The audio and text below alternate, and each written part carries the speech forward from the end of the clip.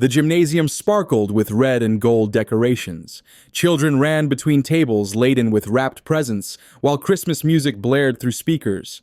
Parents chatted in small groups, sipping hot cider and watching their children play beneath the massive Christmas tree that dominated the center of the room. Its lights blinked in steady rhythm, creating golden reflections across the polished floor. James Harrison stood at the entrance, adjusting his tie. At 55, he had achieved everything he had dreamed of. Senior partner at Harrison and Associates, one of Boston's most prestigious law firms. A penthouse apartment overlooking the harbor. A collection of luxury cars that still smelled of new leather. He was there at the principal's request to announce a substantial donation his firm would make to the school. The kind of event that looked good in local papers, especially with the pending merger with Blackstone Legal Group just 30 days away. The merger that would determine whether James would ascend to chief counsel of the combined entity or be relegated to a ceremonial position while younger partners took control. Principal Winters approached, smiling professionally. "Mr. Harrison's so glad you could make it. The children are excited about your announcement." James nodded. "Happy to be here. Everything looks wonderful. We've prepared the stage for your speech. We'll introduce you in about 15 minutes. "Perfect." James checked his watch. "I'll walk around and greet some people." He moved through the crowd, exchanging handshakes and pleasantries with parents he recognized from charity functions or the courthouse. Everyone treated him with the deference his position commanded, and he returned it with practiced smiles and firm handshakes. Then he saw her. In the farthest corner of the gymnasium, almost hidden behind a stack of folding chairs, sat a small girl. She must have been about 7, with blonde hair that reached her shoulders and eyes like winter sky. She wore a simple navy blue dress that looked freshly ironed. Her black shoes were polished but visibly worn at the soles. What caught James's attention wasn't just the girl's isolation, but the way she watched the other children. Her eyes followed every movement, every laugh, every moment of joy, but she didn't approach. She remained there like a spectator to her own childhood. All the other children had presents. Some held small boxes, others carried colorful bags. The blonde girl, however, had empty hands. Her small palms rested in her lap, and occasionally she would look down at them as if expecting something to materialize. A group of girls ran past her, laughing loudly as they compared gifts. One had received a new doll still in its box. Another showed off a board game with shiny packaging.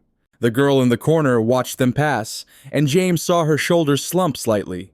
Something stirred inside him, a strange, almost forgotten feeling. It had been years since he had felt that tightness in his chest, that inexplicable urge to act without calculating the consequences or personal benefits. He moved closer, pretending to examine a nearby decoration. "Santa Claus forgot about me," the girl murmured, looking at her empty hands. She lowered her head, and her next words came as a whisper filled with resignation. "I didn't get anything." The words hit James like a physical blow.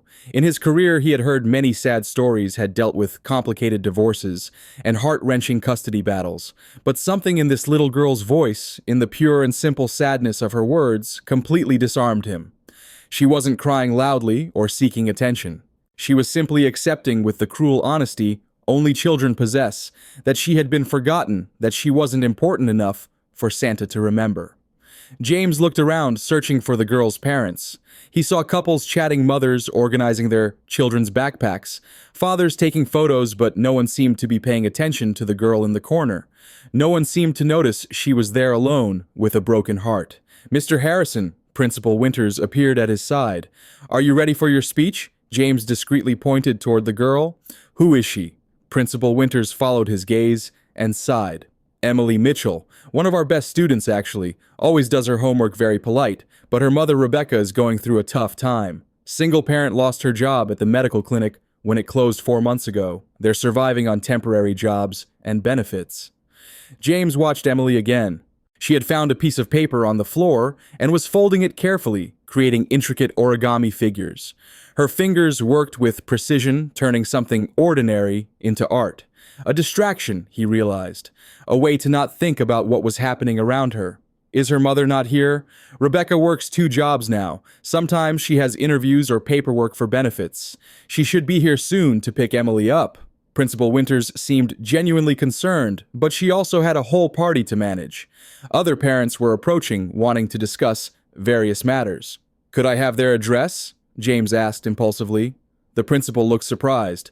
Their address, may I ask why? James didn't have a clear answer.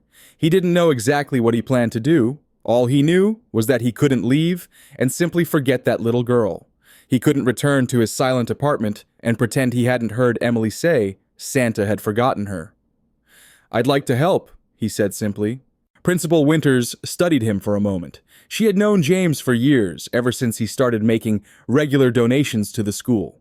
He had always been professional, cordial, but distant. This was the first time he had shown personal interest in a specific situation. They live at Oakwood Apartments, Building B, Unit 17, she said finally.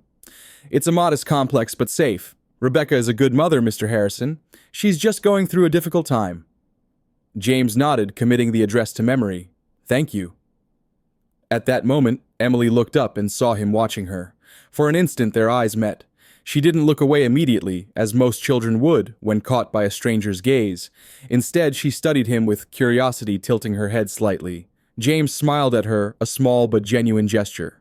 Emily hesitated for a moment, then returned a shy wave of her hand.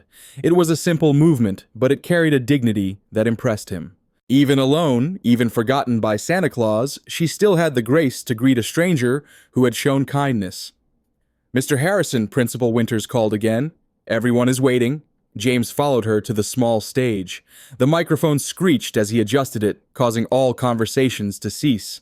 Dozens of faces turned toward him, awaiting his rehearsed speech about corporate social responsibility and investing in education. But as he spoke about his firm's donation, about the importance of supporting future generations, his eyes kept returning to the corner where Emily remained seated, her small hands now still in her lap. The speech that usually flowed automatically felt stilted. James found himself hesitating between sentences, losing his train of thought. The words about investing in the future and social responsibility sounded hollow when he looked at Emily. She represented exactly the kind of child he was supposedly helping. Yet there she was, alone and without a gift on Christmas. When he finished his speech, he received the expected applause and congratulations. Several people approached to discuss business, to schedule meetings, to discuss other projects. James responded automatically, his mind divided between social obligations and the girl who remained alone. A young woman rushed into the gym, clearly hurried and flustered. Her blonde hair was pulled back in a practical ponytail, and she wore simple but clean clothes. Rebecca Mitchell James realized immediately from the resemblance to Emily. Rebecca looked around quickly until she spotted her daughter. Her face lit with relief, but James also noticed a shadow of sadness when she saw that Emily was alone without any present. Rebecca approached her daughter, knelt beside her, and embraced her. Sorry I'm late, sweetie. The bus was delayed and I couldn't get away from work any earlier. It's okay, Mommy, Emily replied, her voice small but trying to sound cheerful. The party was nice. James watched the interaction. There was so much love between mother and daughter, so much tenderness in that simple hug. But there was also an unspoken sadness, an awareness that this party would be different from others, that they would go home empty-handed, while other families carried bags full of presents. Rebecca noticed the other children had presents, and her eyes filled with restrained tears. She hugged Emily tighter, as if she could protect her from disappointment through pure love. Let's go home, Princess. I made your favorite soup for dinner. Can I take my birds? Emily asked, showing the paper figures she had made. Of course. They're beautiful. Rebecca helped Emily get her coat and backpack. They said a polite goodbye to Principal Winters and started walking toward the exit. Emily waved to a few classmates who responded distractedly, more interested in their own gifts. James watched them leave. Before she walked out, Emily looked back and met his gaze once more. She smiled shyly and waved again. Rebecca noticed the interaction and glanced at James with curiosity, but said nothing. The gym door closed behind them, and James suddenly felt empty. The party continued around him. Children still played, parents still chatted, but something had changed. That little girl and her words about Santa Claus, forgetting her, had planted something in his heart that he could no longer ignore. The rest of the evening passed in a blur. James fulfilled his social obligations, accepted compliments for his donation, and exchanged business cards. But his mind was elsewhere, picturing a blue-eyed girl who had gone home without a single Christmas present. Later that night, in his silent apartment, James couldn't get Emily out of his head. As he ate dinner alone, watching the financial news on television, he kept thinking about her eyes, about the way she had said she didn't get anything without bitterness, just with a resigned sadness that no child should know. He got up and went to the window, looking out at the city lights. Down below, people walked the streets carrying Christmas shopping bags, heading home to their families. James had built a successful life, but he suddenly wondered if he had built an empty one. His apartment was immaculate, decorated by an expensive interior designer. Everything was in its place. Everything was high quality, but there was no human warmth there. No laughter, no drawing stuck to the refrigerator, no one to ask how his day had been. At the Oakwood Apartments, not far from there, Emily was probably getting ready for bed. Maybe she was still thinking about the Santa who had forgotten her. Or maybe she had already found a way to accept one more disappointment in her young life. James imagined Rebecca tucking her daughter into bed, trying to explain why Santa hadn't brought anything. The comforting words a mother says when she doesn't have money to buy what she wants for her child. James made a decision. He didn't know exactly what he would do, but he knew he couldn't just move on and forget. Tomorrow, he would visit the Oakwood Apartments. Tomorrow, he would do something to show Emily that she hadn't been forgotten. For the first time in years, James Harrison had a plan that didn't involve profit, professional recognition, or personal gain. He had a plan that just involved making a 7-year-old girl truly smile, and that somehow, inexplicably felt like the most important thing he had ever decided to do. James woke up earlier than usual the next morning. The winter sun streamed through his apartment windows, but he had been awake for an hour staring at the ceiling and thinking about Emily. Her words echoed in his mind. Santa Claus forgot about me. I didn't get anything. He took a quick shower and put on casual clothes. For the first time in years, he didn't wear a suit on a weekday. Dark jeans and a simple shirt seemed more appropriate for what he had in mind. After a light breakfast, James left home with a clear objective. He needed to find the perfect gift for Emily. Not just any gift, but something special, something that would make her eyes sparkle, the way a 7-year-old should. The first toy store he visited was immense, with aisles upon aisles of dolls, game stuffed animals, and electronic toys. James walked slowly, looking at everything carefully. He wanted something that suited Emily, something she could truly love. That's when he saw it. In the doll aisle on a shelf at eye level was a beautiful doll with wavy blonde hair just like Emily's and blue eyes that looked almost real. But what caught his attention most was the dress. A delicate light blue dress with small white lace details similar to the navy dress Emily had worn at the party, but the kind of dress a child would dream about. He picked up the box and examined the doll more closely. It was perfect. Not too big, not too small. It had a sweet and gentle face, and something in the doll's painted smile reminded him of the shy smile Emily had given him at the party. "Can I help you?" asked an employee who approached him. "This doll, is it special in any way?" The woman smiled. "That's one of our premium line.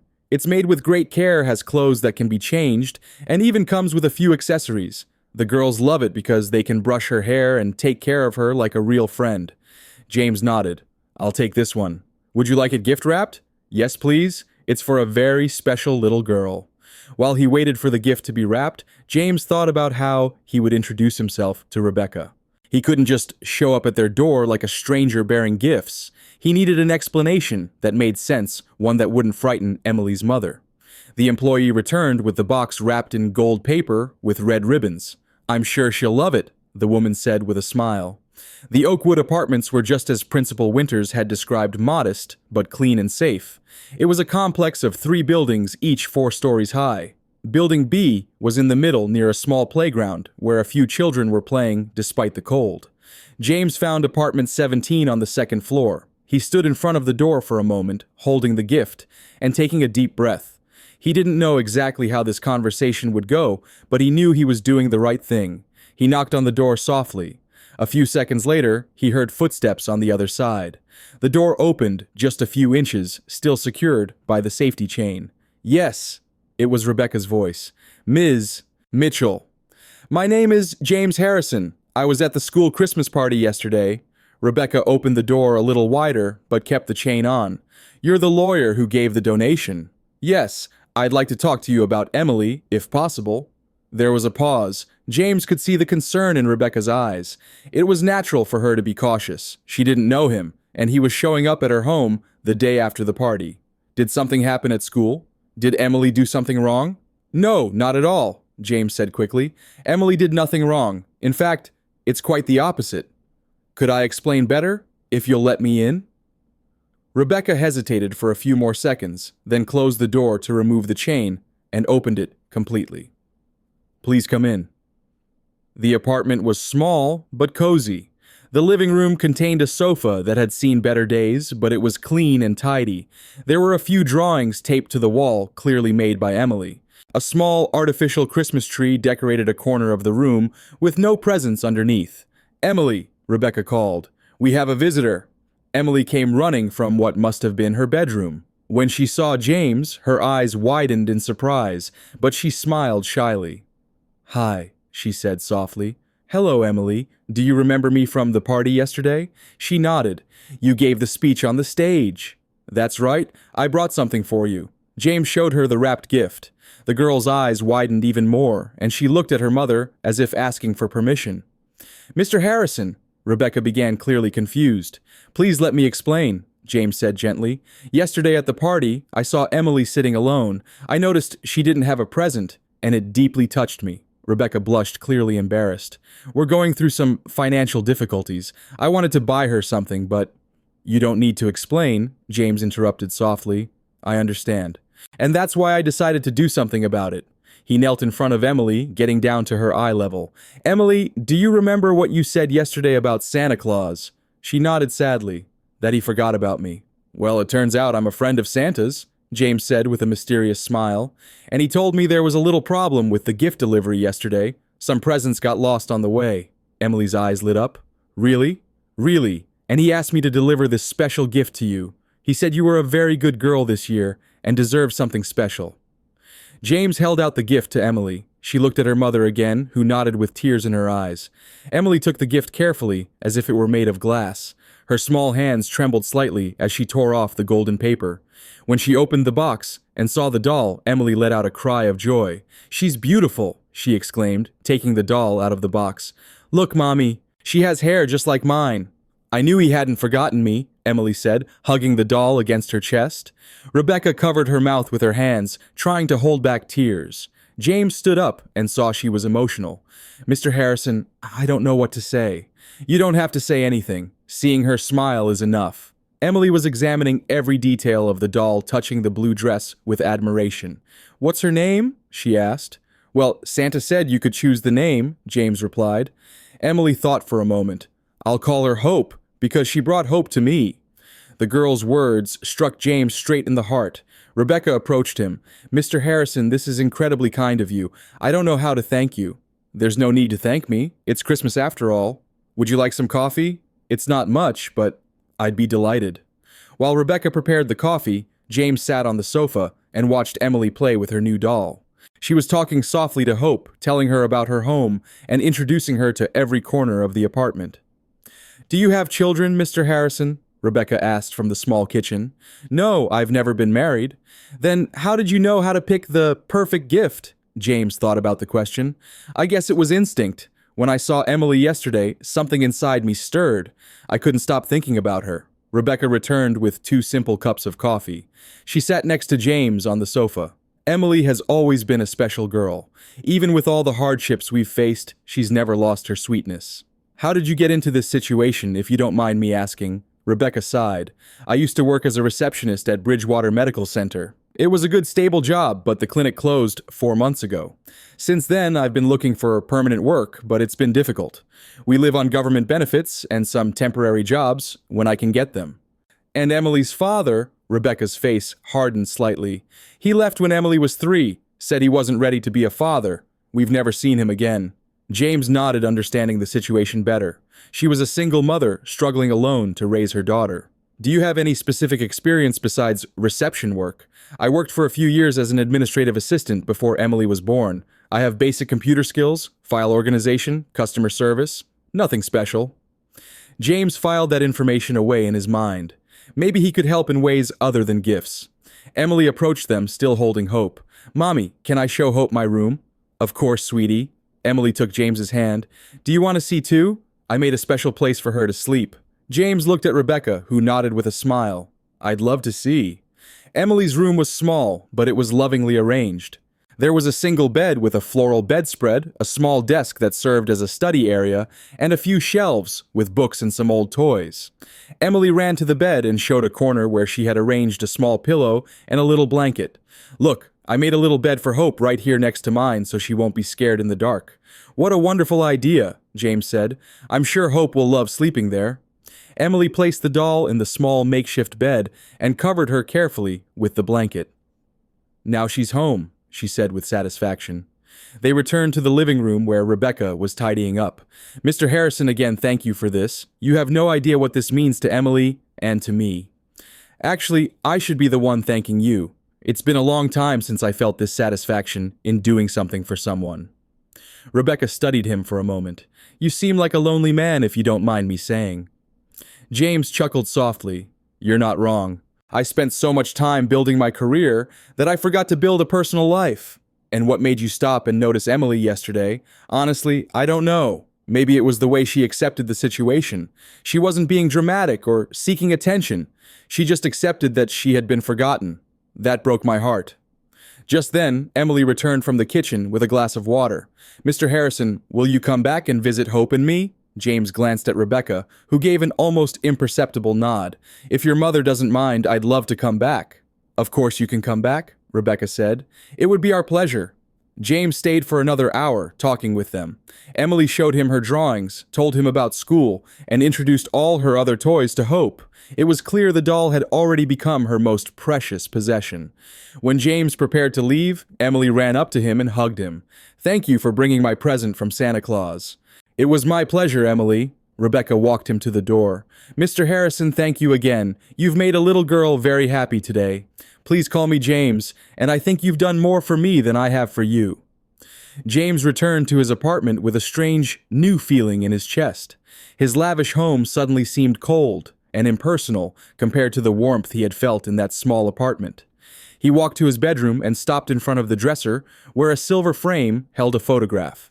A younger James stood with a beautiful woman and a teenage boy, all smiling at some long-forgotten event. Sarah and Matthew, his wife and son, his family once. It had been 10 years since the accident that took Sarah away. 10 years since Matthew, then 20, had looked at him with eyes full of accusation. You weren't even there. You're never there when we need you. Matthew had been right. James had been in court, handling a case that now seemed utterly meaningless when Sarah's car had been hit.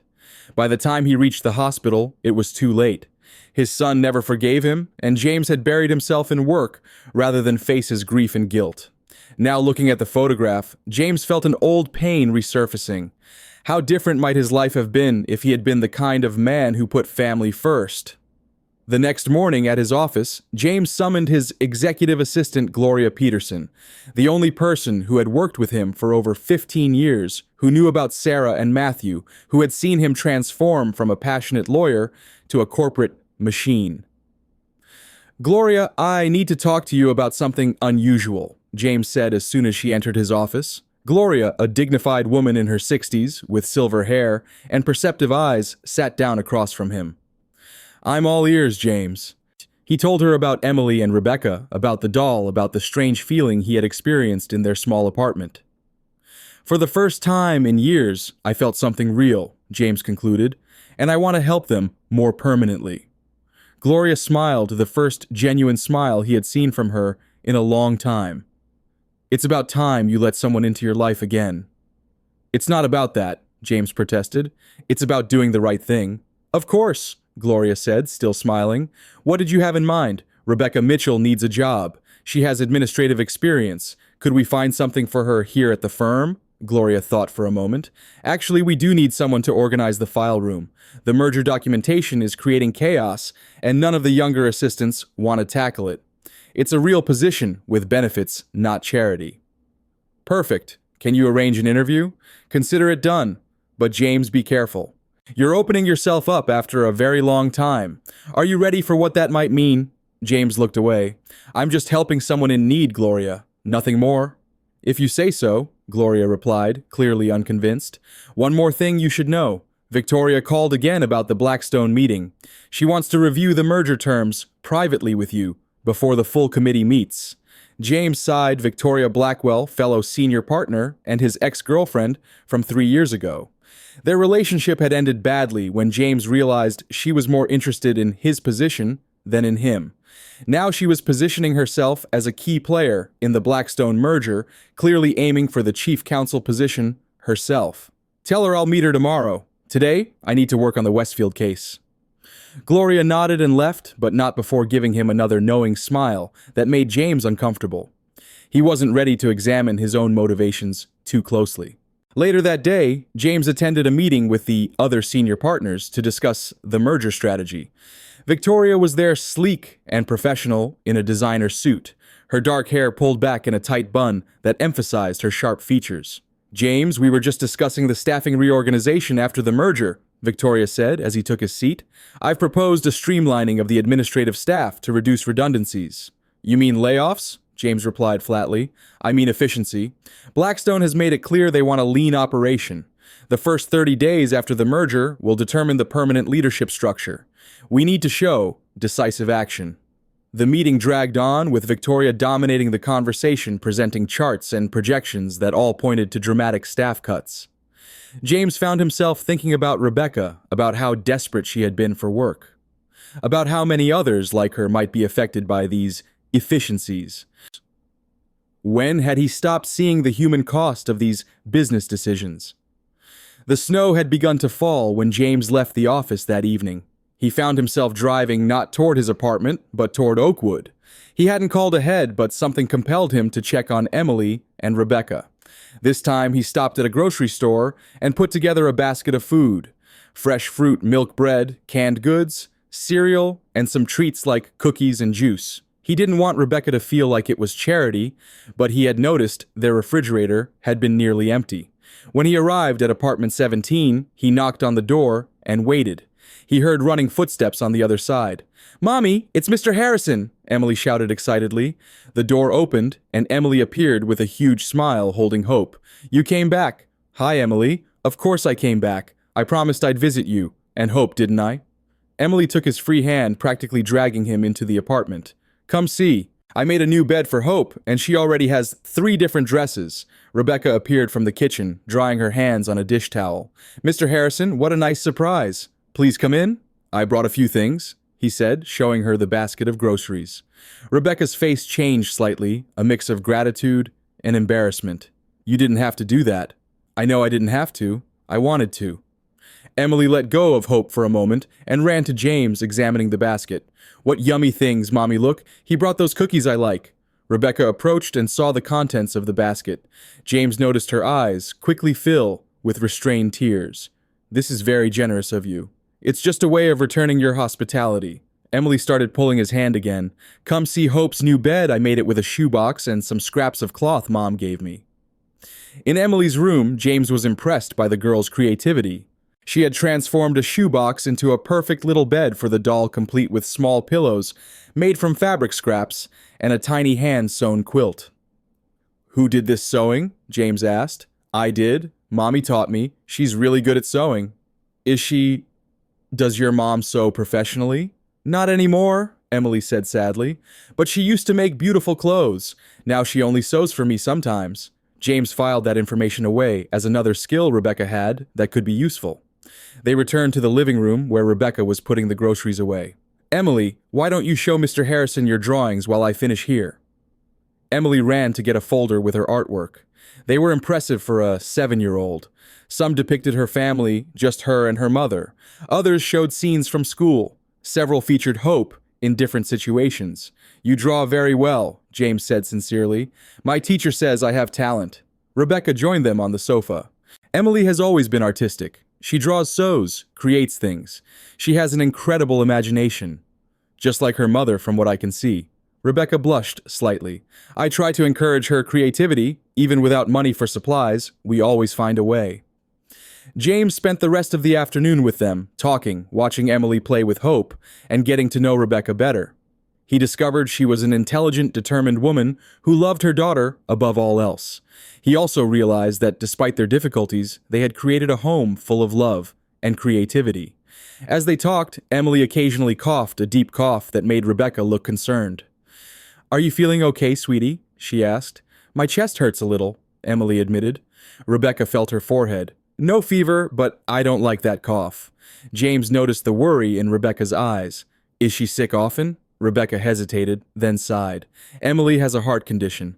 A congenital defect that requires surgery. We've been on a waiting list, but—" She trailed off, not wanting to discuss financial matters in front of Emily.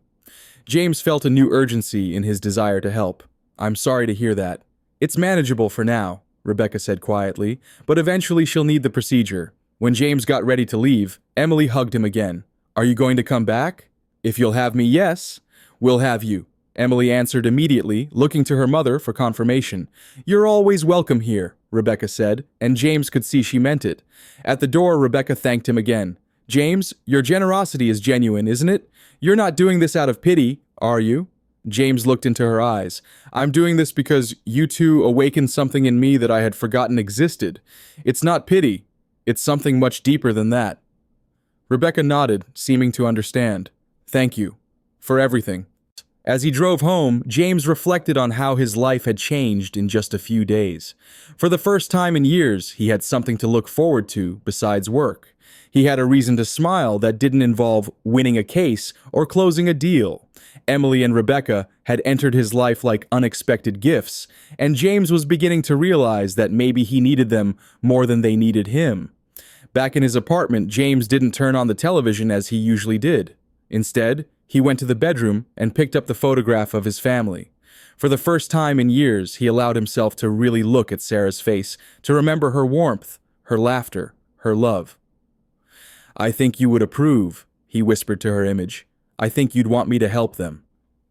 The phone rang, interrupting his thoughts. It was Gloria. "James, I've arranged an interview for Rebecca Mitchell tomorrow at 10 a.m. Is that all right?" "That's perfect, Gloria, thank you. But don't tell her I requested it. Let her believe she's being considered on her own merits." "Of course. And James, Victoria stopped by after you left. She seems very interested in knowing why you were distracted during the meeting today. I think she suspects something is going on." James sighed. "Let her wonder. I'll deal with Victoria tomorrow." After hanging up, James sat in his leather chair, looking out at the city lights. A storm was brewing both outside his window and in his life. The safe, predictable existence he had built was beginning to crack, revealing glimpses of something more meaningful underneath. He thought about Emily's heart condition, about the surgery she needed, about Rebecca's struggle to provide for her daughter, about the imminent merger that threatened jobs, about Victoria, whose ambition made her dangerous, about his own son, lost to him through his neglect. So many threads connecting so many challenges ahead. James felt something he hadn't experienced in a decade, the fire of purpose, the determination to fight for something more important than himself.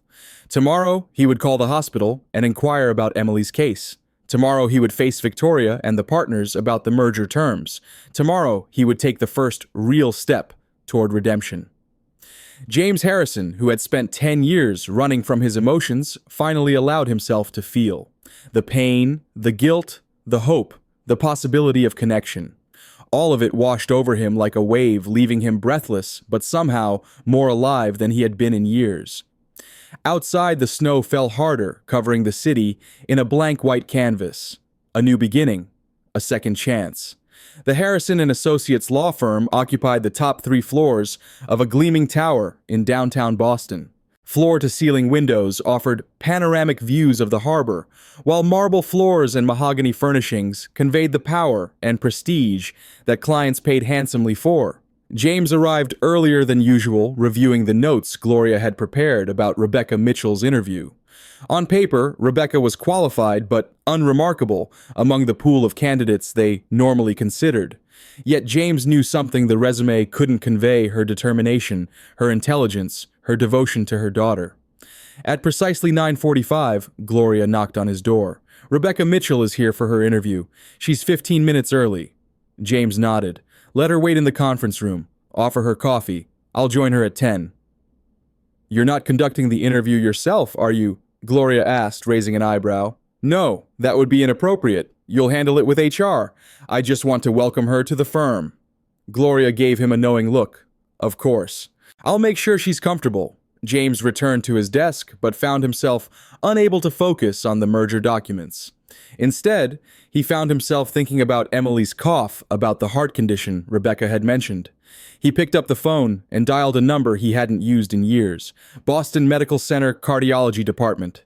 This is James Harrison. I'd like to speak with Dr. Thomas Reynolds, please. After a brief hold, a familiar voice came on the line. Jimmy, is that really you calling me after all these years?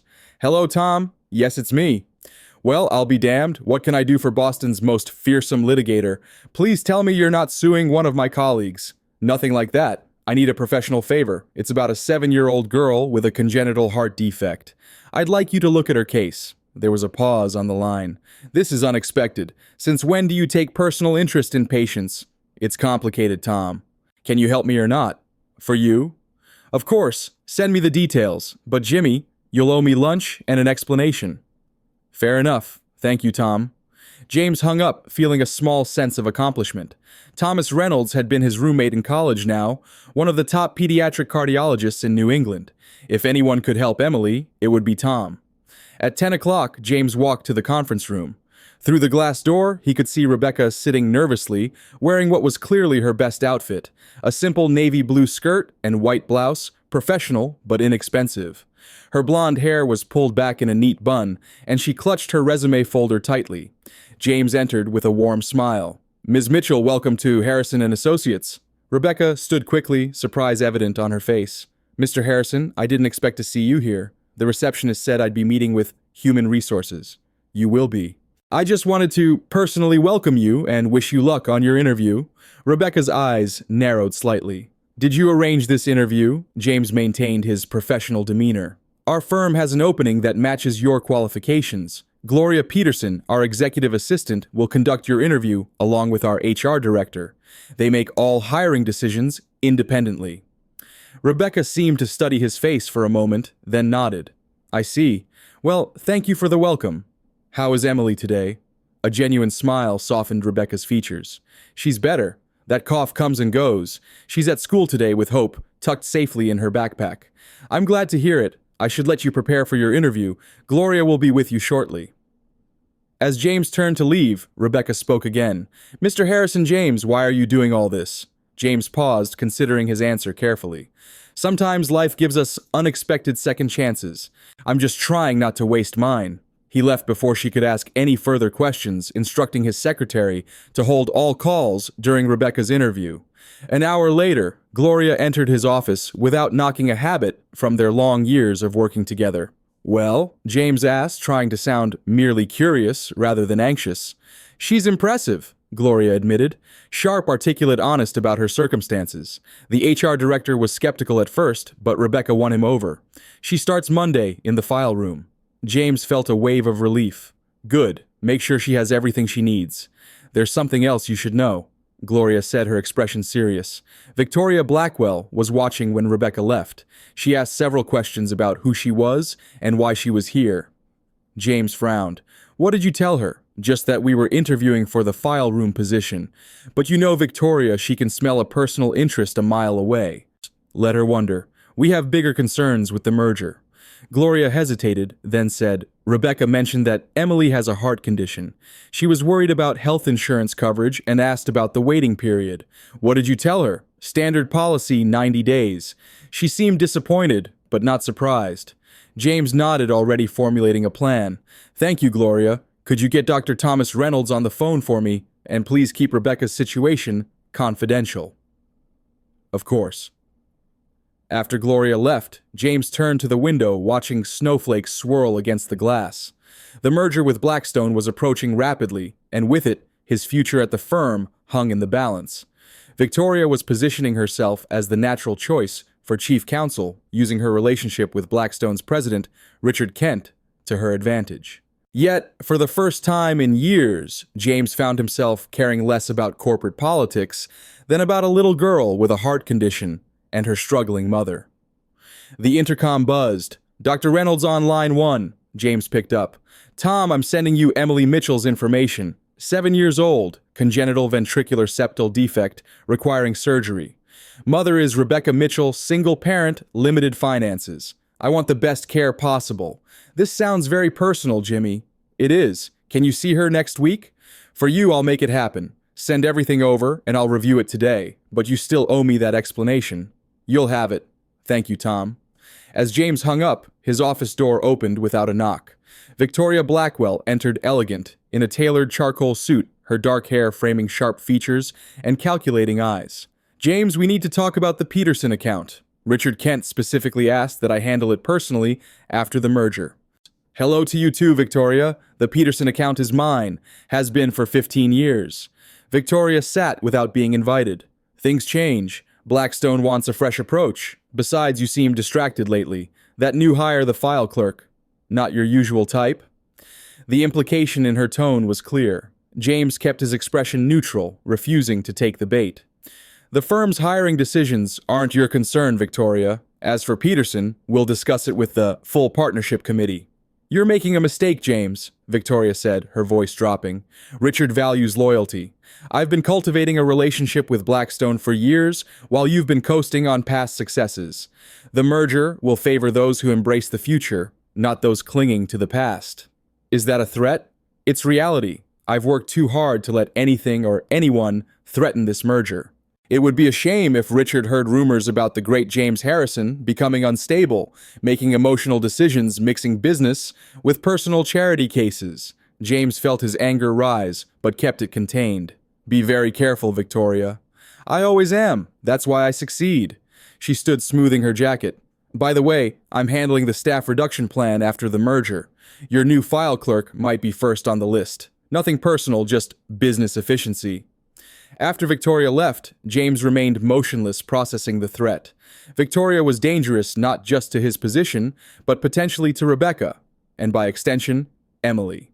He needed to proceed carefully. His phone rang again. Gloria's voice sounded urgent. James, Rebecca Mitchell is on line 2. She says it's about Emily. James grabbed the receiver. Rebecca, what's wrong? The school called. Emily collapsed during recess. They've taken her to Boston General. I'm heading there now, but I don't have a car, and the bus is... Stay where you are. I'm sending my driver to get you. Which entrance are you at? The north side, near the park. He'll be there in 5 minutes. I'll meet you at the hospital. James grabbed his coat and briefcase, instructing his secretary to cancel all appointments. As he strode through the office, he noticed Victoria watching him from her doorway, a calculating expression on her face. Boston General Hospital was chaotic when James arrived. The emergency department teemed with patients, families, and medical staff, navigating the controlled chaos of urgent care.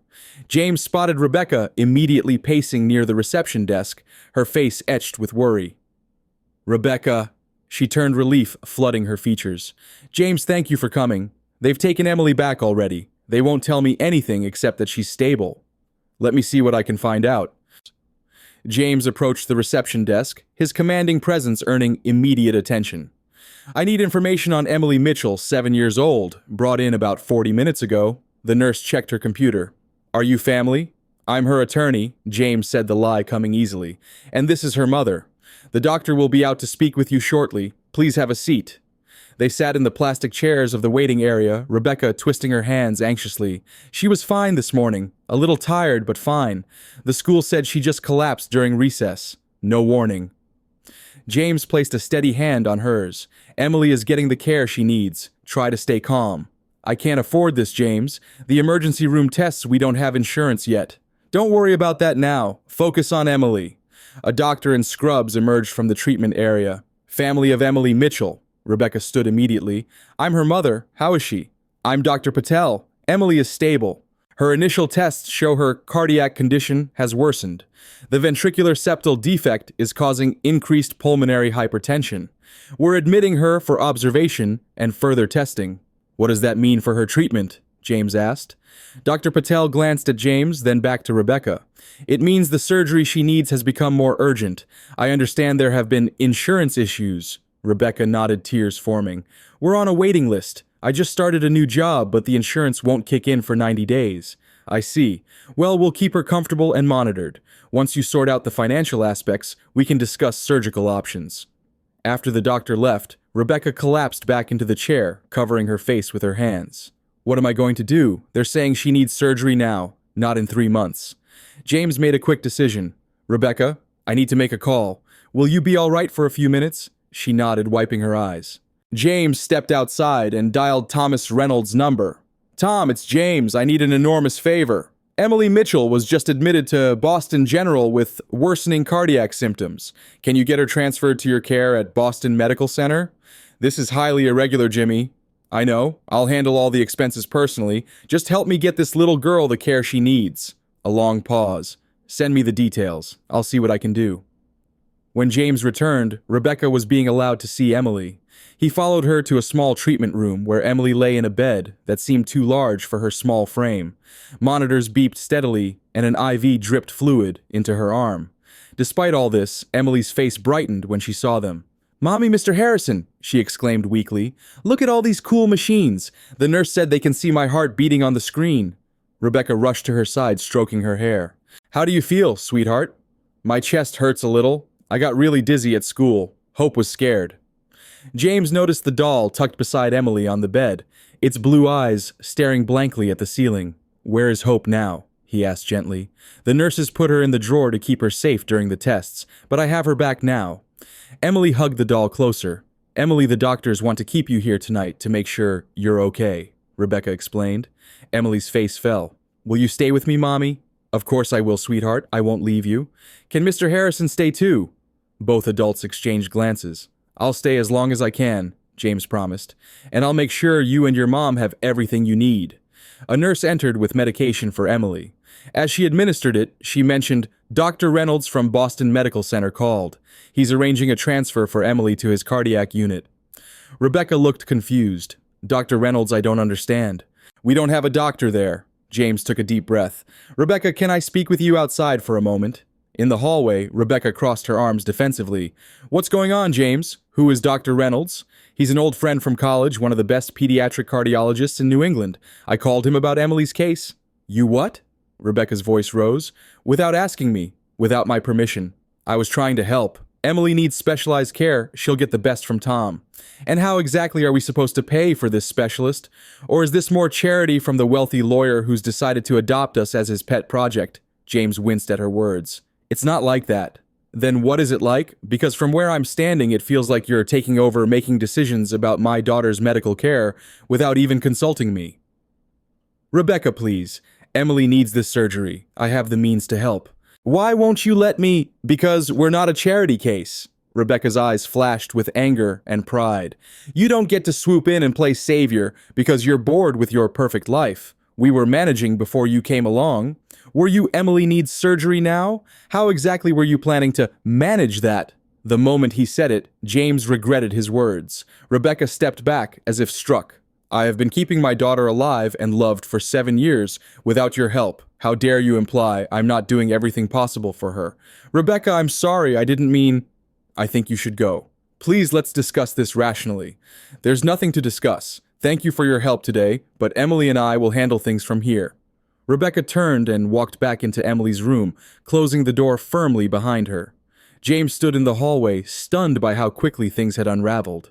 His phone vibrated. Gloria was calling. "James, Victoria has called an emergency partners meeting for tomorrow morning. Topic is professional conduct and conflict of interest. She's making a move." "Of course she is," James said wearily. "She saw me leave and seized the opportunity." "What do you want me to do?" "Prepare the quarterly reports on the Peterson account. Show our growth compared to Victoria's client list. And Gloria, find out everything you can about Victoria's relationship with Richard Kent. There's something there that doesn't add up." James hung up and sat heavily in a waiting room chair. Everything was coming apart. Rebecca was furious with him. Emily's condition was worsening, and Victoria was moving to undermine him at the firm. And somewhere in the back of his mind, he could hear his son Matthew's accusation from 10 years ago.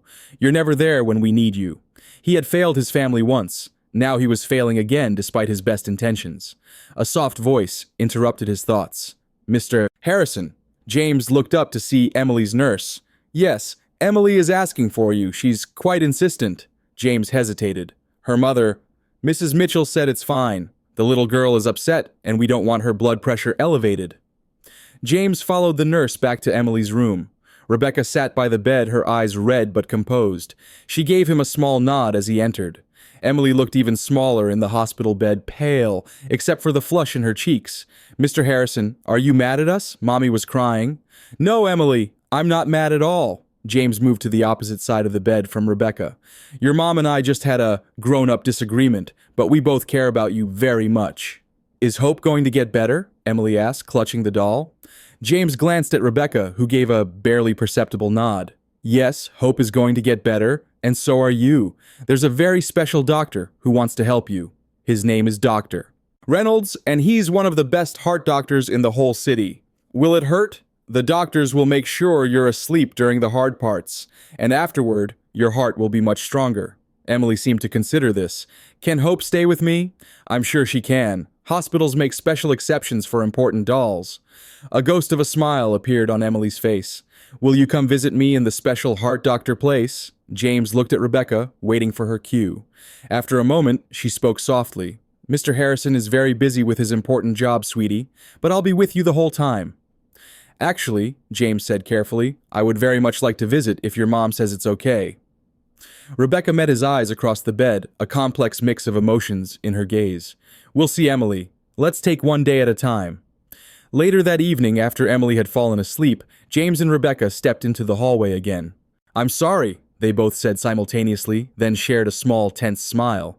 "You first," Rebecca offered. "I'm sorry for overstepping. You're right, it's not my place to make decisions about Emily's care. I should have asked you first." Rebecca sighed. "And I'm sorry for lashing out. The truth is, I've been terrified about Emily's surgery for years. Not just the procedure itself, but how I would ever afford it." She looked away. "When the school called today, all I could think was that I'd waited too long, tried to save too much money, and now it might be too late." "It's not too late. Tom Reynolds is the best. He'll take good care of Emily." "And the cost?" James hesitated. "Let me handle that. Not as charity, but as a loan if you prefer. You can pay me back when Emily is healthy, and you're settled in your new job."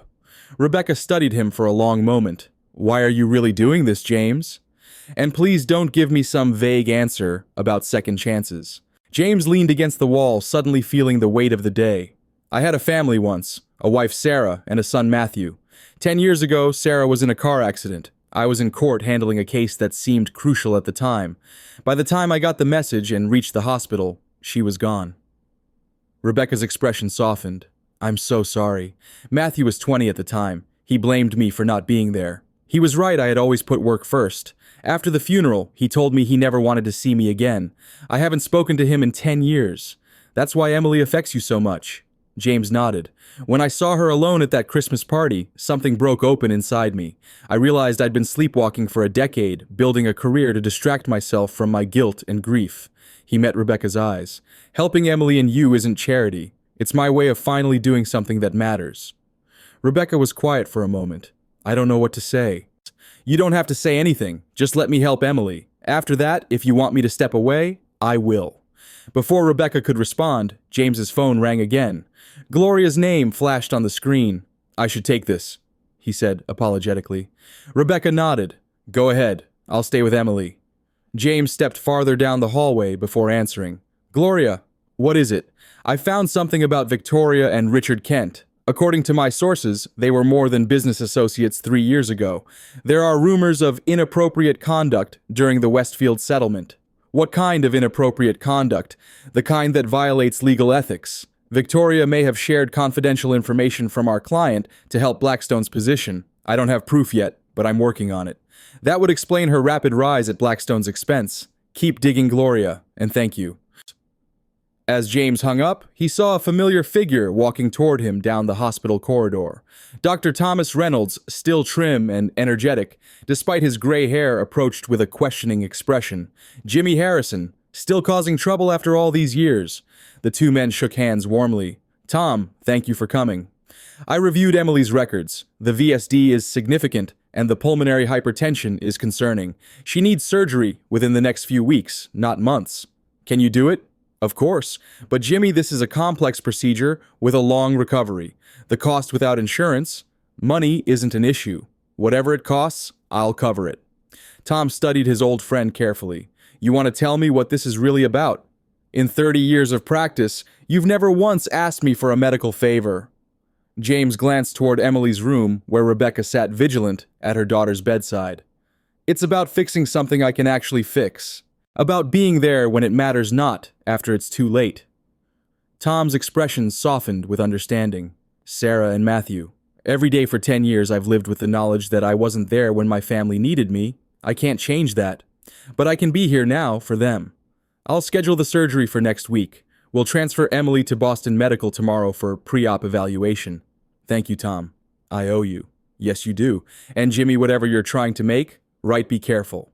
Redemption can be as destructive as guilt if you're not honest about your motives." After Tom left, James stood alone in the sterile hospital corridor, reflecting on his friend's warning.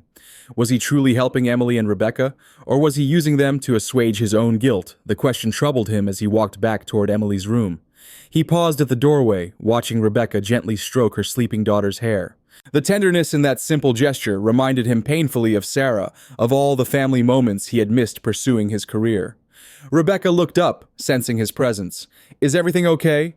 "Yes, Dr. Reynolds will transfer Emily to Boston Medical Center tomorrow. He's scheduling surgery for next week." Relief washed over Rebecca's face. "Thank you," she whispered, her earlier anger seemingly forgotten in the face of this news. "I should go," James said. "You need rest and I have an early meeting tomorrow." "The important merger." "Something like that? Victoria Blackwell, one of our partners, has called an emergency meeting. I suspect it's about me and my recent absences from the office." Rebecca frowned. "Because you were helping us." "Don't worry about it. Office politics. Nothing I can't handle." But as James said goodnight and left the hospital, he felt far less confident than he pretended. Victoria was making her move, and tomorrow's meeting could determine not just his professional future, but his ability to help Emily when she needed it most. Back in his apartment, James couldn't sleep. He paced the living room, reviewing strategy for tomorrow's confrontation. Victoria would portray his actions as unprofessional, his judgment as compromised. The other partners, already anxious about the Blackstone merger, might see him as a liability. His phone chimed with a text from Gloria. "Found something. Check your email."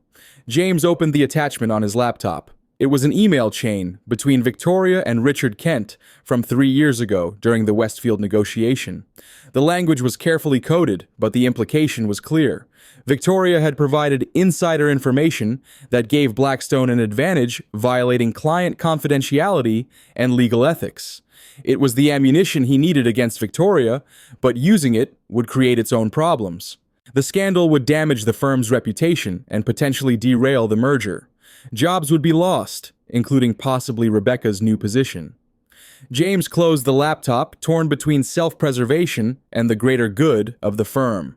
For years, he had made decisions based solely on winning on advancement on success, as defined by titles and income. Now faced with a young mother's courage and a child's innocence, those metrics seemed hollow. He walked to the window, watching the city lights below. Somewhere across town, Rebecca was keeping vigil beside Emily's hospital bed. The thought filled him with a protective resolve he hadn't felt in years. Whatever happened tomorrow, James knew one thing. With certainty, he would not abandon Emily and Rebecca the way he had failed his own family, even if it cost him everything he had built.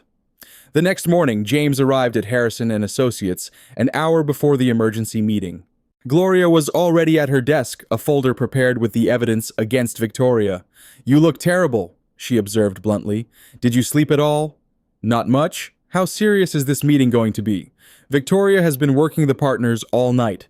Calls, emails, private meetings. She's painting you as emotionally unstable, making decisions that put the merger at risk. And the partners, divided. Some still respect you too much to turn so quickly. Others are worried about their positions after the merger. Victoria has promised to protect certain people." James nodded. "And the evidence against her? It's circumstantial, but damning. Using it would create a firestorm, though.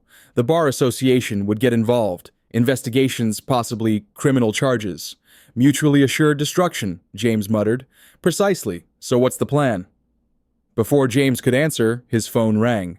The caller ID showed Boston Medical Center. "James Harrison." "Mr. Harrison, this is Nurse Chen from Boston Medical. Emily Mitchell has been asking for you. Her condition has stabilized enough for transfer, but she's anxious. Her mother suggested calling you. James checked his watch. The partners' meeting was in 30 minutes. Tell Emily I'll be there as soon as I can, and please let Ms. Mitchell know I haven't forgotten my promise. As he hung up, James made his decision. Gloria, I need you to distribute this folder to all partners 5 minutes into the meeting. No matter what Victoria says, no matter how it looks for me, distribute this evidence. Are you sure this could bring down the whole firm? Sometimes the right thing costs more than we expect to pay. I have to go to the hospital first. James, if you miss this meeting, I know, but I made a promise to a 7-year-old girl. I'm not breaking it. As James headed for the elevator, Victoria stepped out immaculately dressed and radiating confidence. Her smile faltered when she saw him. Going somewhere, James. The partners' meeting starts in 25 minutes. Emergency at the hospital. I'll be back as soon as I can. Victoria's eyes narrowed. The hospital? Your charity case again. James, the merger team from Blackstone is already here. Richard Kent specifically asked about you. Tell them I'll be back shortly. If you walk out now, you're handing me your position. You realize that James stepped into the elevator. Maybe some things matter more than position, Victoria. Something you wouldn't understand. The James Harrison I knew would never put a stranger above his own career. What happened to you? As the elevator doors began to close, James replied simply, I remembered who I used to be, before I forgot what really matters. The doors shut on Victoria's stunned expression. James knew he might be sacrificing everything he had built, his reputation, his position, perhaps even his firm. But for the first time in 10 years, he felt like he was exactly where he needed to be, doing exactly what he should be doing. The choice between career and conscience had never been clearer, or more costly. A Father's Right, Maror, Part 3. The first light of dawn painted Boston's skyline in shades of amber and gold as James Harrison drove toward Boston Medical Center. The pristine snow from last night's storm glittered beneath the rising sun, a stark contrast to the turmoil in his mind. Yesterday's confrontation with Victoria and his decision to choose Emily over the partners' meeting had left his professional future hanging in the balance. But as he parked in the hospital lot, that concern seemed increasingly distant. Today, Emily Mitchell would undergo heart surgery. Despite Dr. Reynolds' confidence, the risks weighed heavily on James's conscience. The pediatric cardiac unit was already humming with activity when he stepped off the elevator. Nurses moved efficiently between rooms, monitors beeped in steady rhythms, and the antiseptic smell served as a stark reminder of both vulnerability and healing. James found Rebecca sitting beside Emily's bed, her face etched with worry, but composed for her daughter's sake. You made it, she said, relief evident in her voice. I promised I would. James approached the bed where Emily lay, looking impossibly small amid the stark white hospital sheets. Good morning, Emily. Ready for your big day. Emily's attempt at a brave smile couldn't quite mask her fear. Dr. Reynolds says they're going to fix the hole in my heart today. She fidgeted with the edge of her blanket. I'm trying to be brave, but my tummy feels all jumpy. James sat carefully on the edge of the bed. You know what I've been in very important courtrooms with very serious judges, and my stomach still gets jumpy. Being brave doesn't mean you're not scared. It means doing something even though you are scared. Is that why Hope looks worried too? Emily asked, glancing at her doll propped against the pillow. Hope knows this is important, James said, adjusting the doll's blue dress. But she also knows that you're the strongest person in this hospital. Dr. Reynolds entered chart in hand. Good morning, Emily. Are we ready to make that heart of yours work properly? He nodded to James and Rebecca. The surgical team is prepping. We'll be taking her down in about 20 minutes. After the doctor left, a nurse appeared with pre-surgical medication. This will make you feel sleepy, sweetheart. As the nurse administered the medication, Emily's grip on Hope tightened. The nurse noticed and gently explained, I'm sorry, Emily, but Hope can't go to the operating room with you. It's a special rule. Emily's face crumpled in distress. James knelt beside the bed, an idea forming. Emily, what if I take care of Hope while you're sleeping? I'll keep her safe until you're back together. Emily studied him, her blue eyes serious, despite the medication beginning to take effect. You have to promise to tell her I'll be back soon. She gets scared without me. You have my word, James said solemnly. Emily carefully handed Hope to James, the gesture heavy with childlike trust. As he accepted the doll, James felt the weight of that trust settle on his shoulders. More significant than any legal brief or corporate merger, he'd ever handled. Rebecca leaned down, embracing Emily gently. I love you more than anything in the world, sweetheart. I'll be right here when you wake up. Promise? Emily's voice had grown drowsy. I promise. Rebecca kissed her forehead, then stepped back as the transport team arrived. Emily turned to James, her eyelids heavy. Mr. Harrison, will you take care of Mommy too? She pretends to be brave, but she gets scared too. The simple request delivered with such innocent perception struck James deeply. I will, Emily. You have my word on that too. They watched as Emily was wheeled away, her small form disappearing through the double doors that separated the waiting area from the surgical wing. Rebecca remained frozen in place, long after the doors closed her composure, finally cracking under the weight of fear she'd been holding at bay for her daughter's sake. James guided her gently to a seat in the waiting area, still holding hope in his other hand. She's going to be fine, Rebecca. Tom is one of the best in the country.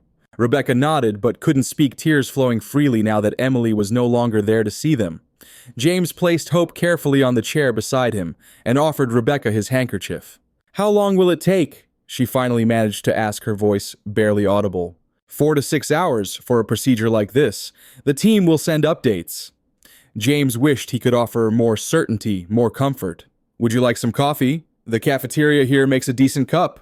Rebecca shook her head. I can't leave. What if they come with news and I'm not here? I understand. I'll stay right beside you. The waiting room was designed to soothe anxious families with its soft colors and comfortable seating, but nothing could ease the particular anguish of having a child in surgery. Rebecca twisted her hands in her lap, her knuckles white with tension.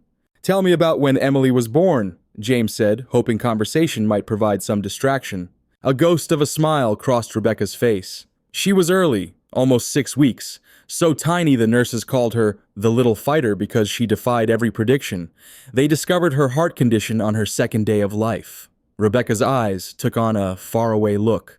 The doctors weren't optimistic at first, but Emily had other plans. She's remarkably resilient, James observed. Children adapt to whatever reality they know.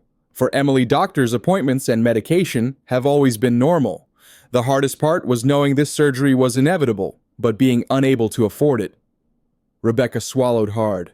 Do you know what it's like to watch your child struggle to breathe after playing for just 5 minutes, knowing there's a solution that might as well be on another planet for all your ability to reach it? James didn't answer immediately. No words could possibly ease that particular pain. Instead, he simply sat with her, sharing the burden of waiting. Hours passed with excruciating slowness. Periodically, a nurse would appear to inform them that the surgery was progressing as expected, but these brief updates did little to ease their anxiety. Around noon, an unexpected figure appeared in the waiting room doorway. Dad.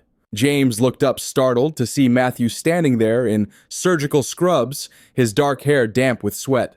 Matthew, what are you doing here? Dr. Reynolds invited me to observe the surgery. Professional courtesy, since I'll be joining the team next month. Matthew's gaze moved to Rebecca. You must be Emily's mother. I'm Matthew Harrison. Rebecca stood, confusion evident on her face as she looked between them. Harrison, you're... My son, James, confirmed, equally surprised by Matthew's appearance. Matthew is a cardiothoracic surgeon specializing in pediatric cases. I wanted to let you know personally that the surgery is going well, Matthew explained. The VSD was larger than the imaging suggested, but Dr. Reynolds is successfully closing it. Emily's heart function is already showing improvement with the repair. Relief swept through Rebecca so powerfully that her knees buckled. James steadied her with a supportive arm. Thank you, she whispered, for coming to tell us yourself. Emily is remarkably strong, Matthew said, professional admiration in his voice. Her heart has been compensating for this defect her entire life. Once it's repaired completely, she should make a full recovery. James studied his son, still processing this unexpected development. You mentioned joining the team next month. You're moving back to Boston. Matthew shifted his weight, clearly uncomfortable with the personal turn of conversation. Emma and I decided it was time. With the baby coming in February, we wanted to be closer to family. His eyes met his father's briefly. All family. The implication wasn't lost on James. This wasn't just a professional courtesy visit. It was a tentative olive branch. When did you decide this? James asked carefully. The position was offered months ago, but we only accepted recently. Matthew checked his watch.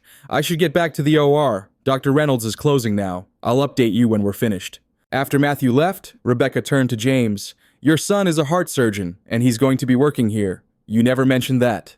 I didn't know, James admitted. Matthew and I haven't spoken in 10 years until very recently. I had no idea he'd gone into medicine, let alone pediatric cardiology. The coincidence seemed too perfect to be mere chance. It's like the universe is trying to tell me something. Rebecca smiled gently, or someone is giving you a second chance. James glanced down at Hope, still sitting patiently on the chair. Maybe several second chances. An hour later, Matthew returned with Dr. Reynolds. Both men looked tired, but satisfied. The surgery was a complete success, Dr. Reynolds announced. We've repaired the septal defect and addressed the pulmonary hypertension. Emily's heart is now functioning normally. Rebecca covered her mouth, tears of relief flowing freely. She's really okay. She's in recovery now. The next 24 hours are critical for monitoring, but I'm very optimistic about her prognosis. Emily should make a full recovery with no limitations on her activities. When can we see her? James asked. She'll be in intensive care for the next 12 hours. One visitor at a time, starting in about an hour. She'll be groggy from the anesthesia, but she should recognize you. After the doctors left, Rebecca collapsed back into her chair, the tension of the long wait dissolving into exhausted relief. She's going to be okay, she whispered, as if saying it aloud might make it more real. She's really going to be okay. James placed Hope carefully on his lap. She'll have a normal, healthy life, Rebecca. Running, playing everything other children do. Because of you. Rebecca took his hand, her grip tight with emotion. I've been so afraid to depend on anyone since Emily's father left, so determined to handle everything alone. But you, she struggled to find words, you've shown me what it means to truly care for someone else. Emily makes it easy, James said. She's an extraordinary child. Rebecca studied him, something new in her gaze. It's not just Emily, though, is it? These past weeks watching you risk everything to help us, it's made me wonder if there might be room in our lives for someone else, someone who understands what really matters. The implication in her words stirred something in James he had long thought dormant. Before he could respond, a nurse appeared in the doorway. Ms. Mitchell Emily's in recovery now. You can see her if you'd like. Rebecca stood torn between her daughter and the conversation left hanging. Go, James said gently. Emily needs you now. We can talk later. She nodded, squeezing his hand once before following the nurse. James remained in the waiting room, still holding Hope and pondering Rebecca's words. Was there a future for them together as some kind of family? Was that what he wanted? The answer came with surprising clarity. Yes, he wanted to be part of their lives, not just as a benefactor or friend, but as something more permanent. The realization both exhilarated and terrified him. Lost in thought, he didn't notice Matthew's return until his son cleared his throat. She's going to be fine, Matthew said, taking the seat Rebecca had vacated. The repair was textbook, despite the larger defect size. Thank you for being there. Matthew nodded, then noticed Hope still clutched in James's hands. Babysitting. James looked down at the doll, surprised to find he was still holding her. Emily asked me to keep her safe during the operation. A faint smile crossed Matthew's face. You've changed, Dad. The James Harrison I knew would never have been caught dead holding a child's doll in a public hospital. The James Harrison you knew was a fool who didn't understand what mattered. They sat in silence for a moment, the weight of a decade's estrangement between them. I saw the news about Victoria Blackwell's suspension, Matthew said finally. The legal blogs are calling it a bombshell. They're saying you're the one who exposed her ethical violations. James sighed. Gloria exposed them. I just chose not to stand in the way. And your position at the firm. Howard Jenkins has been named interim managing partner until things stabilize. I've taken a leave of absence to focus on... He glanced toward the recovery room where Emily and Rebecca were. Other priorities. Matthew studied his father with new interest.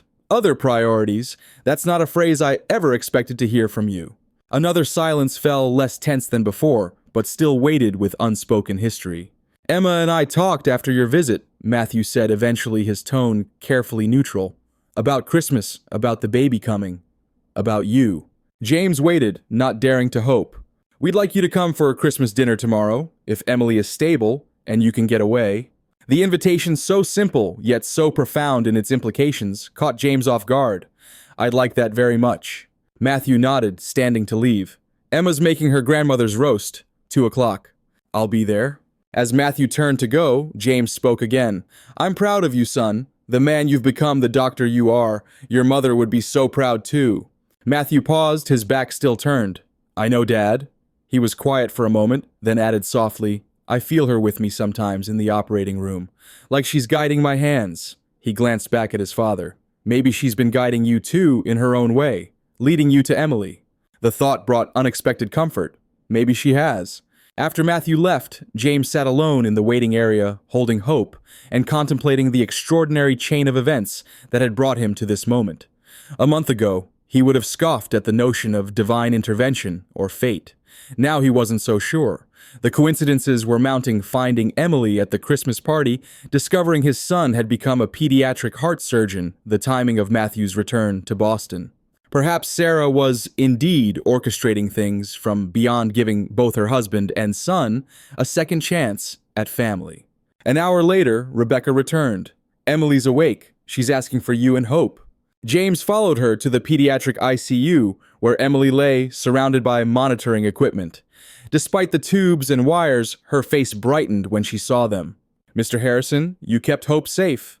As promised, he placed the doll carefully beside her on the bed. How do you feel, brave girl? Sleepy, and my chest hurts where they fixed my heart? But Dr. Reynolds says it's all better now. That's right, no more holes. Emily smiled drowsily. Mommy says we can still have Christmas in the hospital tomorrow. Will you come? James glanced at Rebecca, who nodded encouragingly. I wouldn't miss it for the world, though I might need to step out briefly to visit someone else too. Is it your son Mommy told me you found him again? Yes, it's my son Matthew, and his wife Emma. They've invited me for Christmas dinner. Emily's smile widened. That's good. Everyone should be with family on Christmas. She yawned, her eyelids growing heavy. Mr. Harrison. Yes, Emily. When I get better and can go home, can we all be together, you and Mommy and me and Hope? The innocent question caught both adults by surprise. Rebecca blushed, but didn't contradict her daughter. That's something grown-ups need to discuss carefully, Emily, James said gently. But I do know that I want to be part of your lives, if you and your mom will have me. Good, Emily murmured, drifting toward sleep. Hope told me we're already a family. She knows these things. As Emily fell asleep, James and Rebecca stepped into the hallway, the child's words hanging between them. I'm sorry about that, Rebecca said softly. Children don't understand how complicated adult relationships are. Maybe they understand better than we do. James took her hands in his. Rebecca, I can't pretend to know what the future holds. All I know is that meeting you and Emily has awakened something in me I thought was dead. Something I'd like to explore if you're willing. You mean that this isn't just about Emily or about making up for your past? It started that way, James admitted.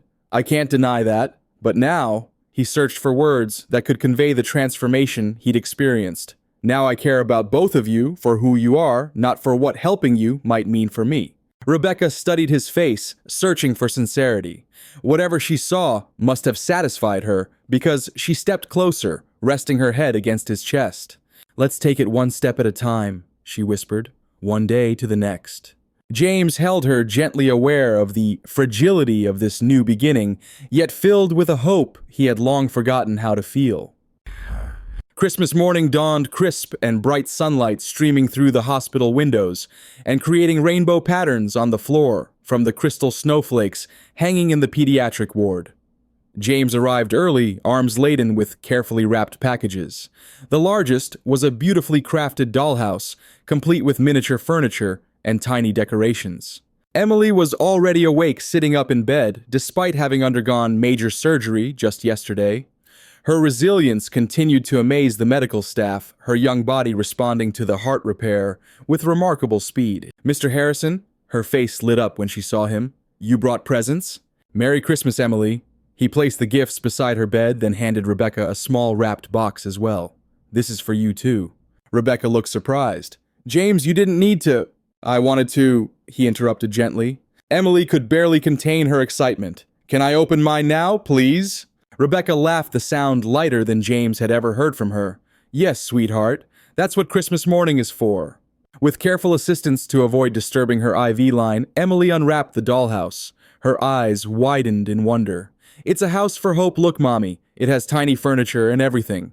It's beautiful, James, Rebecca said, genuinely impressed by the detailed craftsmanship. Emily immediately placed Hope in the miniature living room, her imagination already creating stories. Now she has her own home, just like we do. James watched her play, marveling at children's capacity for joy, even in the most difficult circumstances.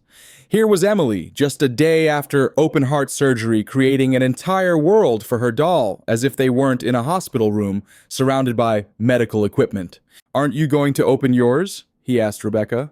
She carefully unwrapped the small box to find an elegant silver bracelet with a heart-shaped charm. "James, it's lovely." "Look at the back," he suggested. Rebecca turned the charm over to find 3 words engraved there: courage, hope, faith. "For what you've shown me these past weeks," James explained. "Your courage in facing every challenge, the hope you've never lost for Emily's future, and the faith you've placed in me, despite having every reason to be skeptical." Rebecca blinked back tears as she slipped the bracelet onto her wrist. "Thank you. It's perfect."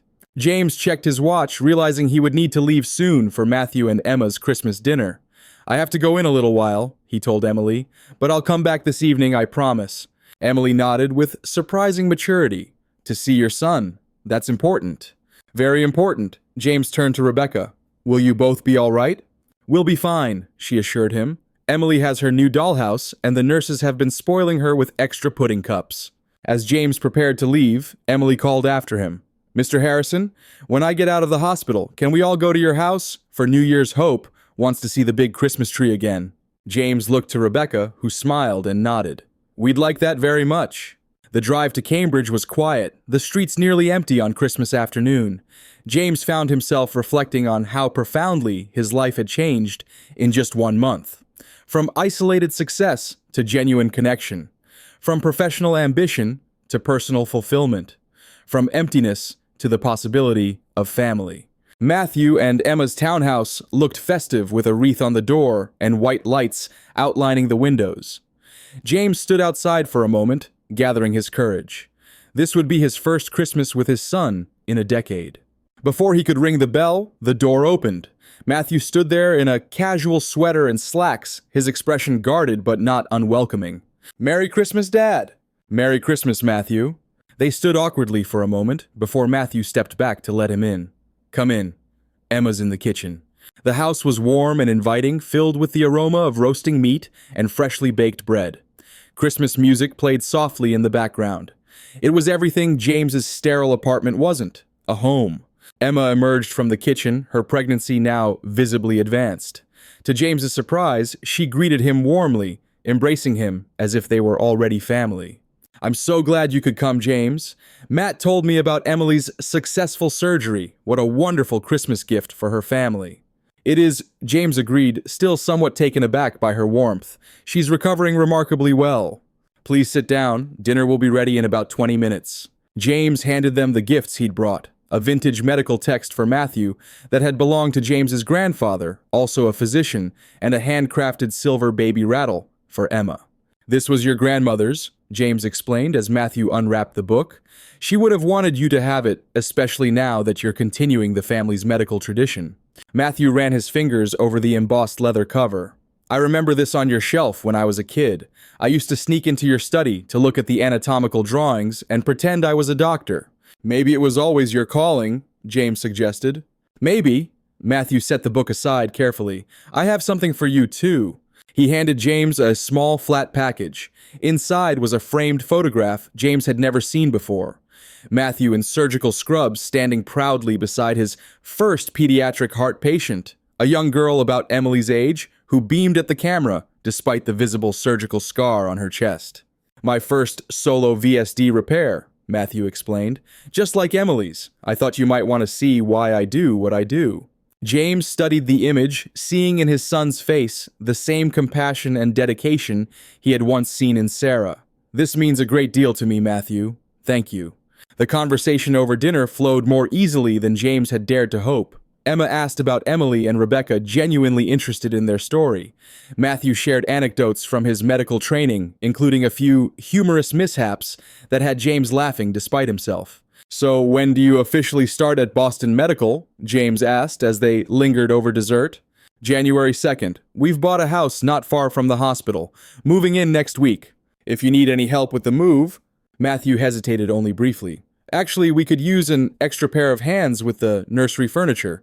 If you're available, I'd be happy to help. James felt a surge of gratitude for this simple inclusion in his son's life. Just tell me when. As the evening drew to a close, James prepared to leave, needing to return to the hospital as he'd promised Emily. At the door, Matthew surprised him with a question. Dad, Emma and I were talking. We'd like to visit Emily sometime if that would be okay. As a doctor, I'm interested in her case, but also...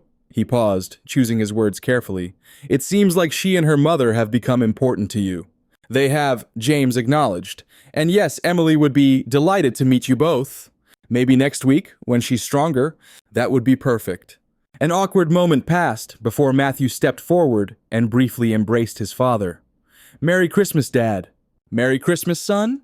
The drive back to the hospital felt surreal. James could scarcely believe the day's events, the tentative reconciliation with Matthew, the promise of ongoing connection, the possibility of a relationship with Rebecca. It was more than he had dared to hope for when he'd first spotted Emily alone at that school Christmas party. At the hospital, he found Emily asleep, Hope clutched tightly in her arms. Rebecca sat beside the bed reading by the dim light of a small lamp. "You're back," she said softly, closing her book. "How was dinner with Matthew?" "Better than I had any right to expect. We talked, really talked, for the first time in years." James sat in the chair beside her. "He and Emma want to visit Emily next week." "That's wonderful, James." "It is." He studied her face in the dim light. "How is she doing?" "The doctors are amazed by her progress. Dr. Reynolds says we might be able to go home in a few days if everything continues like this." "That's incredible news." Rebecca reached for his hand. "I've been thinking while you were gone about Emily's question this morning, about us all being together." James felt his heart quicken. "What are your thoughts?" "A month ago, I would have said it was impossible, that we barely know each other, that it's too soon." She met his gaze directly.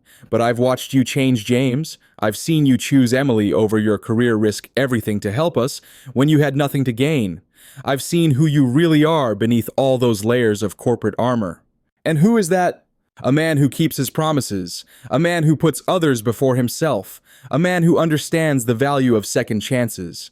She leaned closer. "A man I could love." The simple admission spoken so honestly filled James with a joy he had forgotten was possible. He drew her into his arms, holding her close, as if she might disappear if he let go. "We'll take it slowly," Rebecca murmured against his chest. "One day at a time." "One day at a time," James agreed. From the doorway came a small sound. They turned to find Emily watching them, hope clutched to her chest. "Is everything okay, sweetheart?" Rebecca asked. "You should be sleeping." Hope wanted to see if there were any Christmas stars outside. Emily explained, her gaze moving between the adults. "Are you going to get married?" The direct question startled them both. James knelt to Emily's level, choosing his words carefully. "Would you be okay with that if someday, not right away, but someday, your mom and I decided to get married?" Emily considered this with the serious concentration only children can give to important matters. "Would you be my dad then?" "I would be honored to be your dad, Emily, but only if that's what you want." She nodded decisively. "Hope and I talked about it while you were gone. We think it would be good." "Well, if Hope approves," James said, sharing a smile with Rebecca, "then it must be right." "Can I look at the stars now, just for a minute?"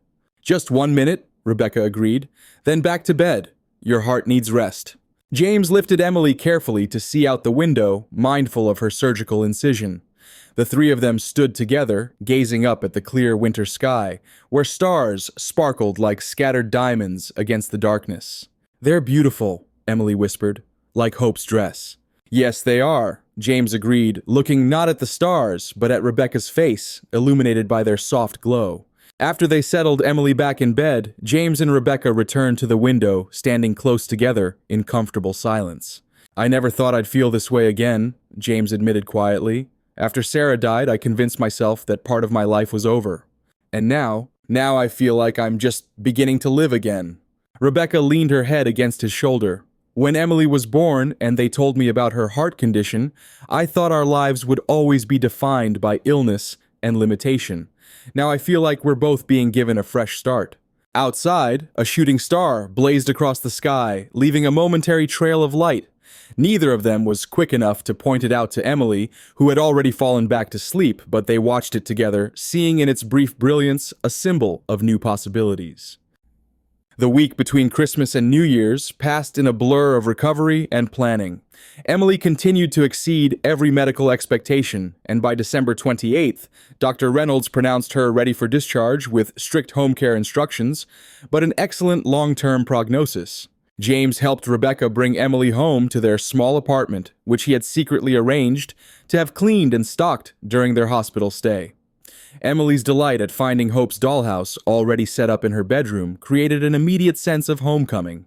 "It's perfect," she declared, arranging tiny furnishings with meticulous care. "Now Hope has her own special place." Though still regaining her strength, Emily's spirits soared with the knowledge that her heart was finally whole. For the first time in her young life, she could look forward to running, playing, and growing without the constant shadow of her condition looming over her.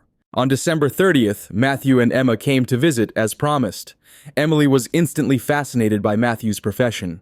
"So you fix hearts too, like Dr. Reynolds fixed mine." "That's right," Matthew confirmed, charmed by her directness. "In fact, I was there watching while Dr. Reynolds repaired yours." "Really, did you see inside me?" Matthew laughed, glancing at his father with newfound respect. "I did, and I've got to tell you, Emily, you have one of the strongest hearts I've ever seen." "That's what Mr. Harrison always says, that I'm strong." "He's right," Matthew shared a meaningful look with his father. "Sometimes it takes someone else to see the strength in us that we don't recognize ourselves." The visit evolved into an impromptu dinner, with James ordering takeout from a nearby restaurant. As they gathered around the small kitchen table, James found himself looking around at this unlikely assembly. His estranged son and pregnant daughter-in-law, a single mother he'd met by chance, and a little girl whose courage had changed the trajectory of all their lives. Later, while Emily showed Emma her collection of origami birds, Matthew took James aside. "Dad, there's something I need to ask you." "Of course." Matthew hesitated, then said, "Are you in love with her? With Rebecca?" The directness of the question caught James off guard, but he answered honestly, "Yes, I believe I am." Matthew nodded thoughtfully. "I can see why. She reminds me a little of Mom. The same quiet strength, the same devotion to her child." "I've thought that too," James admitted. "Does that bother you?" "It might have once, but now," Matthew glanced toward the living room, where Rebecca was laughing at something Emma had said, "I think Mom would approve of all of this." He gestured to include Emily and Rebecca. "She always said you needed someone to remind you what really matters." "Your mother was a wise woman." "Yes, she was." Matthew turned to face his father directly. "Don't waste this second chance, Dad. Not everyone gets one." "I don't intend to," James promised. As December turned to January and the new year approached, one final surprise awaited James when he returned to the office for the first time since Emily's surgery. Gloria met him at the elevator, her expression unreadable. "They're waiting for you in the conference room," she said. "All of them, including Richard Kent." James had expected this, the final reckoning for his actions. He straightened his tie and followed Gloria down the corridor, mentally preparing his resignation. He had already decided that regardless of the outcome, he would be stepping away from corporate law. Perhaps he would start a small practice focused on family advocacy, something that would allow him to make a real difference in people's lives. The conference room fell silent when he entered. Around the massive table sat the partners of Harrison and Associates alongside Richard Kent and two other Blackstone executives. Howard Jenkins, the eldest partner and interim managing director, gestured for James to take a seat. "James, thank you for joining us. We've been discussing the future of the firm in light of recent developments." James nodded, keeping his expression neutral. "I understand.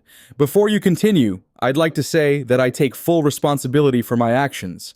I violated firm protocol by prioritizing personal matters over the emergency meeting. While I stand by my decision, I recognize that it may be incompatible with continued leadership at the firm." Richard Kent leaned forward, studying James with keen interest. "That's precisely what we've been discussing, Harrison. Your priorities. They seem to have shifted rather dramatically." "They have," James acknowledged, "and I make no apologies for that." "Nor should you," Kent replied, surprising James. I've spent some time investigating this situation with Emily Mitchell. Remarkable case. Girl with a congenital heart defect, single mother struggling to afford life-saving surgery. Prestigious attorney risks everything to help them. He tapped a folder in front of him. Makes for quite a story. James tensed. Emily isn't a story. She's a child who needed help. Exactly. Kent smiled faintly. And that's the point, isn't it? When faced with a choice between professional advancement and helping a child in need, you chose the child, without hesitation. That speaks volumes about your character. Howard Jenkins cleared his throat. What Richard is trying to say, James, is that we've been rethinking the firm's direction. Victoria's actions exposed a culture that had become problematic, too focused on profit at the expense of principle. The legal world is changing, Kent added. Clients are increasingly concerned with ethical considerations, not just bottom-line results. They want counsel who demonstrate integrity, not just legal acumen. James glanced around the table, trying to read the partner's expressions. What exactly are you suggesting? We're suggesting, Jenkins said carefully, that Harrison and Associates might benefit from returning to its founding principles. Justice served with integrity. That was our original mission statement, wasn't it? It was. And we're suggesting, Kent continued, that Blackstone would be interested in merging with a firm that held such principles at its core, under the right leadership, of course. The implication hung in the air. James considered his response carefully. I appreciate the vote of confidence, but my priorities have indeed changed.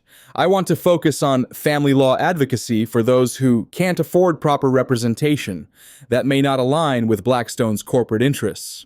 On the contrary, Kent replied, we've been exploring the possibility of establishing a pro bono division for some time. A substantial one, not just window dressing. It would enhance our public image while providing genuinely needed services. He leaned back in his chair. Such a division would need a director, someone with both corporate experience and demonstrated compassion. James was silent for a moment, processing the unexpected offer. I'd need significant autonomy and resources. Of course. Kent slid a folder across the table. Our preliminary proposal. Review it at your leisure. The merger isn't happening immediately. Victoria's actions necessitated a more thorough due diligence process. But when it does, this position would be yours if you want it. After the meeting concluded and the others had filed out, Richard Kent lingered behind with James. There's one more thing, Kent said, his tone more personal. My wife died of cancer 15 years ago, left me to raise our daughter alone. He paused, allowing the parallel to register. Every decision I made after that was about building security, creating a legacy. I understand the drive to bury grief in work. James was surprised by the personal revelation. I'm sorry about your wife. The point is, I recognize what you're doing because I've been there, trying to redeem the past by saving someone in the present. Kent's eyes were knowing. It doesn't work, you know. The guilt doesn't go away just because you help someone else. Maybe not, but it's still the right thing to do. Perhaps? Kent extended his hand. Take care of that little girl, James, and whatever you're looking for, I hope you find it. New Year's Eve brought a final milestone in this month of transformations. James hosted Rebecca and Emily at his penthouse apartment, as promised. Emily, though still moving carefully due to her healing incision, was entranced by the floor-to-ceiling windows with their panoramic view of the city, and especially by the massive Christmas tree that dominated the living room. It's even bigger than I remembered, she marveled, gazing up at the twinkling lights. James had arranged for a special dinner catered to include all of Emily's favorite foods.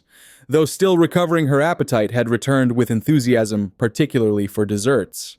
As midnight approached, Emily fought to stay awake, determined to see the new year arrive, despite her still healing body's demands for rest. She curled up on the sofa between James and Rebecca Hope, clutched in her arms. Can we make a wish for the new year? She asked, as the television showed the crowds gathered in Times Square. Of course, Rebecca said. What would you wish for? Emily thought for a moment, her expression serious beyond her years. I wish that we could always be together like this, all of us. The countdown began on the television. 10, 9, 8. James looked at Rebecca over Emily's head, a question in his eyes. She smiled softly, nodding almost imperceptibly. 3, 2, 1. Happy New Year, James said quietly, leaning across to kiss Rebecca as fireworks exploded across the Boston skyline.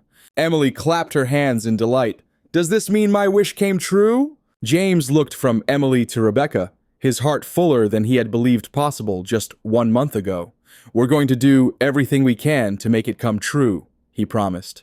Later, after Emily had finally succumbed to sleep in the guest bedroom, James and Rebecca stood at the window watching the last of the fireworks fade from the night sky. Did you mean what you said? Rebecca asked. About making Emily's wish come true. James turned to face her, taking both her hands in his. With all my heart. I know we've only known each other for a month. I know there will be challenges. My world and yours are very different. People will talk, assumptions will be made, but none of that matters to me. What does matter to you, James? You, Emily, the family we might build together. He reached into his pocket and pulled out a small box. I'm not proposing, not yet. It's too soon for that. But I want you to know my intentions. Inside the box was a delicate silver key. A key to your apartment, Rebecca asked. A key to our future, James corrected. I've purchased a house, not far from the hospital actually, on a quiet street with good schools. It has a yard for Emily to play in once she's fully recovered. 3 bedrooms, a study that could easily become a sewing room if you wanted to pursue that again. Rebecca stared at him in astonishment. James, I don't know what to say. You don't have to say anything yet. The house is there when you're ready. If you're ready. No pressure, no timeline. Rebecca took the key, turning it over in her palm. You've thought of everything. I've had a lot of practice thinking ahead. It's what made me a good lawyer. But this is the first time I've planned for something that truly matters. Rebecca stepped closer, slipping her arms around his waist. This morning, the cardiologist said Emily's heart is now stronger than most children's her age. That sometimes when you repair a defect, the heart compensates by becoming exceptionally strong. That makes sense? I think hearts do that even when the defects aren't physical. She looked up at him, her eyes reflecting the city lights below. Your heart was broken by loss. Mine was broken by betrayal. But look at us now. James held her close as the first minutes of the new year ticked by. Outside, fresh snow had begun to fall, covering the city in a pristine white blanket. A clean slate, a fresh start. Through the half-open door of the guest room, he could see Emily sleeping peacefully. Hope clutched in her arms. Her repaired heart beat strongly beneath her ribs, her future now unbound by the limitations that had constrained her since birth. And James Harrison, once defined by ambition and grief, now transformed by love and second chances, finally understood what true success meant. Not measured in cases won or money earned, but in promises kept and love given freely. In the family, he had lost and found again. In the new family, he was building with Rebecca and Emily. In his heart whole at last.